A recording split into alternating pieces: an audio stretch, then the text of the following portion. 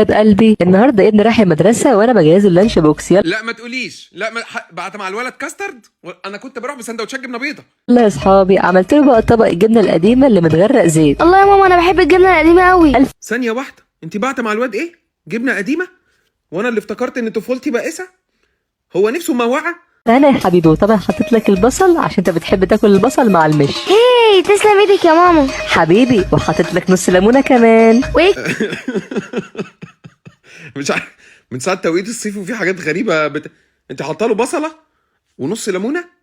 هو طالع القناطر؟ كمان يا ماما. وهحط لك حتتين فطير بس عشان معدتك يا حبيبي. ما تحط الفطيره كلها يا ماما. لما تيجي يبقى كمل يا حبيبي. ماما ماما ماما معلش. انت حاطه للطفل في حتتين فطير وهو عايز الفطيره كامله؟ معلش ممكن اشوفه؟ انا واثق انه مش هنب. حط له سجاره واحده بس واحطها له في علبه عشان ما تكرفش. كده كده ابني بيبطل السجاير. ببطلها يا ماما عشان الناس زعلت مني المره اللي فاتت. شاطر. ده حقيقي ولا هزار ده؟ ايه اللي حصل؟ ايه اللي حصل؟ الولد عايز يبطل التدخين.